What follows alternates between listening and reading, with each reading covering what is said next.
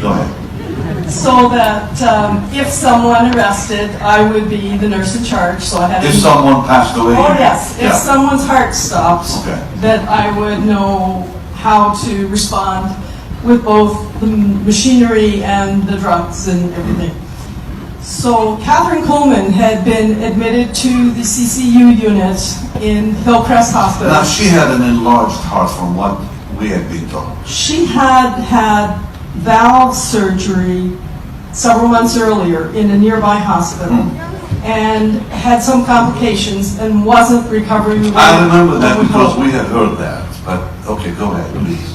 So she was already admitted into the hospital when I met her.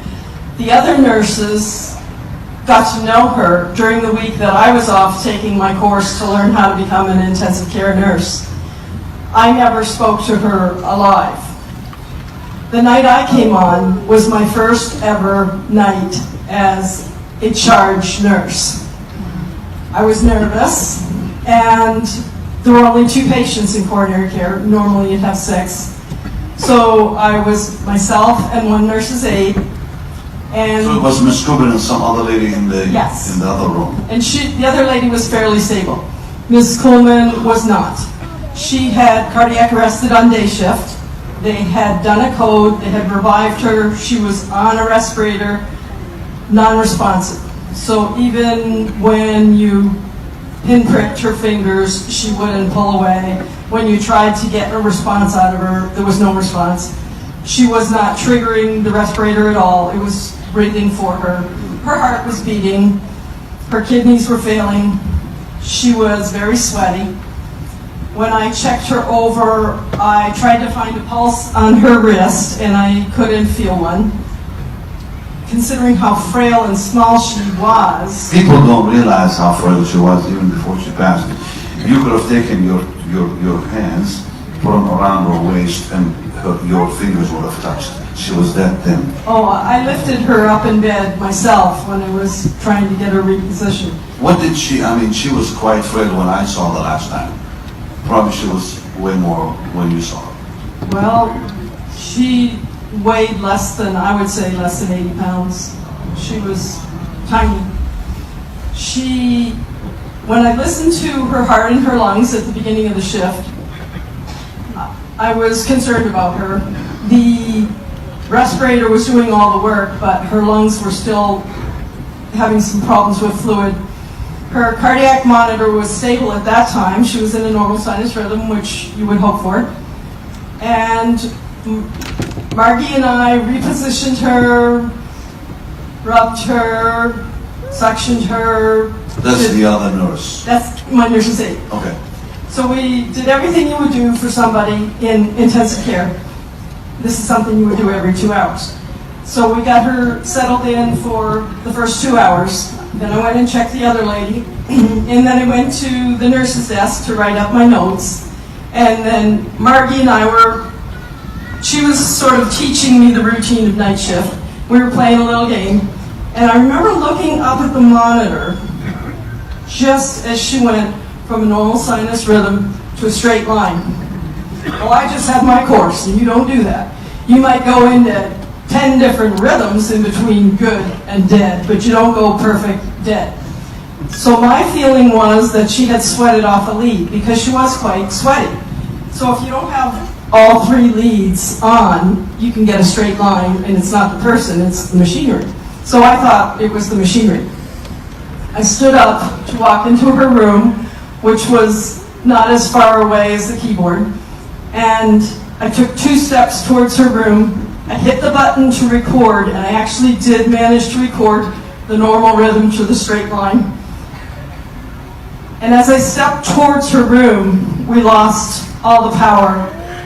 And In the hospital. at that time, I only knew it was in CCU. It was in the full 800-bed hospital in Tulsa.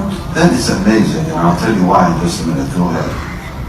So I walked into her room in the dark, and I remember thinking, 15 seconds should go by, the emergency generator will kick in, I have to make sure her respirator is plugged into a red plug, because this was 76 and not every plug was connected to the backup generator.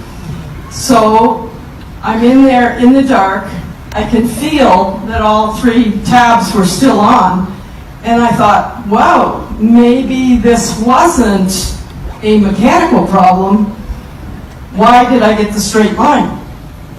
So Margie came in with a stethoscope and a flashlight, and I'm listening to her chest, and the lights flashed on and immediately back off again. Well, that's not supposed to happen. I just had my course. And I was starting to get really nervous. I remember thinking, when I listened to her chest and I heard no heartbeat, and I knew I wouldn't hear breath sounds because the respirator wasn't going, I thought it's a good thing she's a no code. Because if she was a code, I should have called it by now and I should have started CPR. But because the doctor had written no code, if she dies, let her go, that's where we were. So I went to the phone and I picked it up and I called the supervisor. And I said, KathrynKuhlman has passed away. And she said, are you in darkness? And I said, yes, we are. And she said, I'm over on like 3 East. So she had to go down 3 flights of stairs, go under a 4-lane road, and come back up to get to the part of the building that I was in. So she said, it'll take me a few minutes to get there. So I hung up the phone and went back in the room. And I was not entirely convinced that she was dead because I really hadn't seen many dead people at that point in my career. And I was checking her again. I remember I said, Margie, what do you think? You've seen a lot more dead people than I have.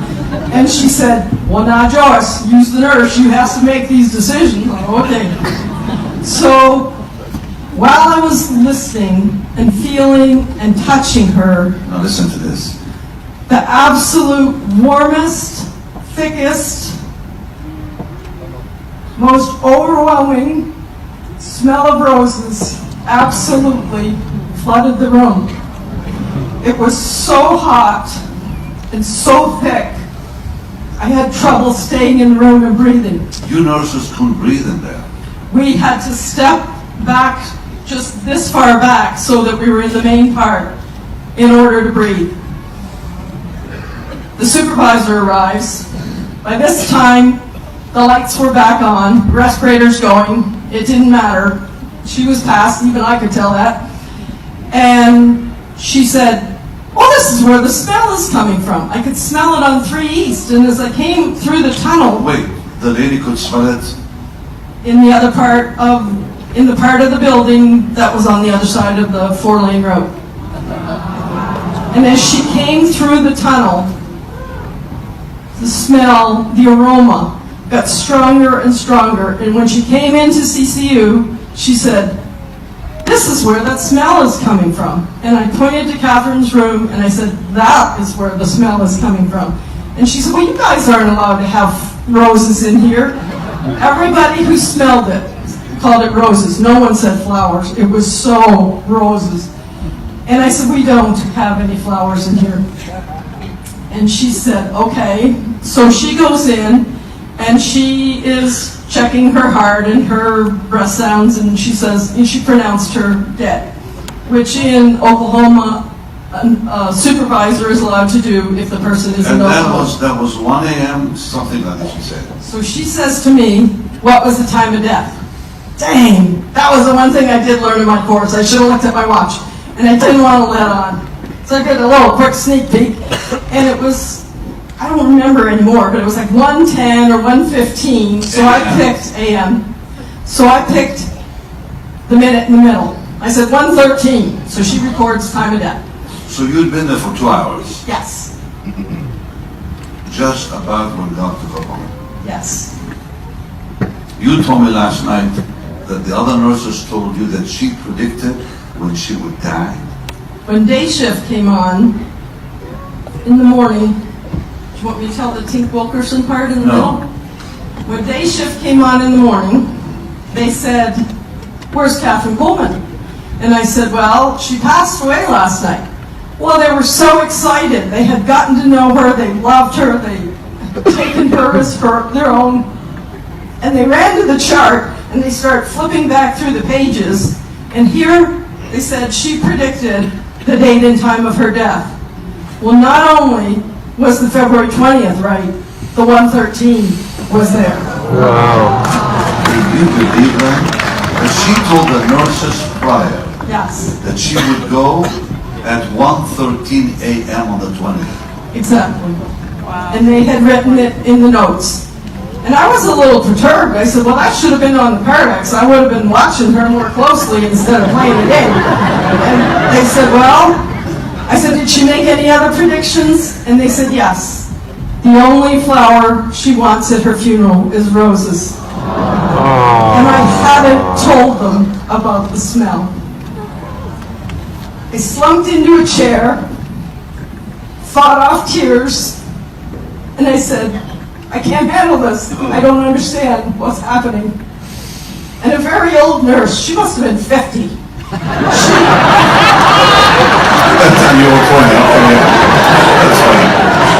She said to me, Joyce, if you're going to work in intensive care, you're going to see unusual things around death. You just have to accept them and learn from them.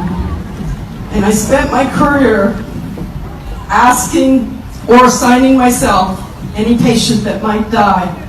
And the amazing things that I have seen, the people who have come back, the stories that I've heard, shaped my career, and I certainly am a believer.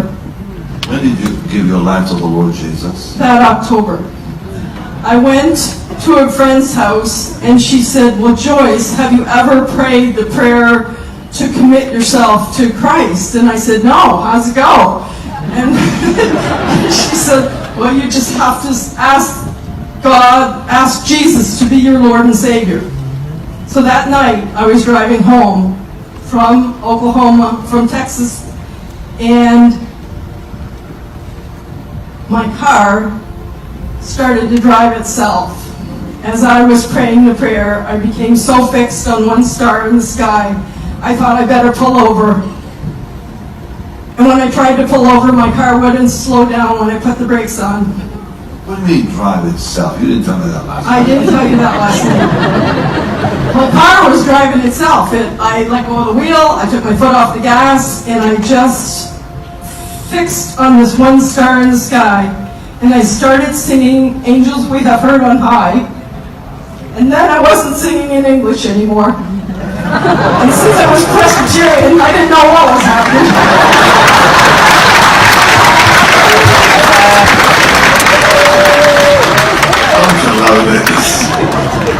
But it certainly changed my life. And what I learned is that I cannot hide this light under a bushel basket.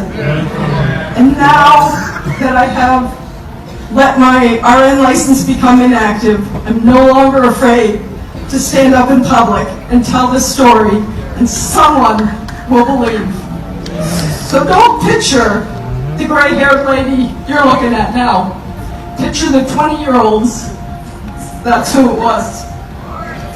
And take KathrynKuhlman's story into your heart and know that miracles are real, Yes.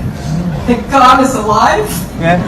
that He's working in our lives, Yes. and be willing to accept the challenge that He offers to us. Joyce, why did you call me through Larry Mariello? Why me? To tell me that. I knew, I had seen a video that you did about your first experience with KathrynKuhlman, Yeah. with the lady with the, what sounds like rheumatoid arthritis. Yeah, I'll tell the story right now too. I love that. And I thought, this is the man who needs to hear KathrynKuhlman's You went to story. Robert's there I did. first. I went to Then he Robert's. said you better go and tell Benny. He did. He said, you better, Benny Hinn would love to hear this. And I said, how will I reach him? He said, the same way you reached me. And I just went on the website in the little section where you can put in a prayer. And I said, I was KathrynKuhlman's nurse the night she died. Would you like to hear her story?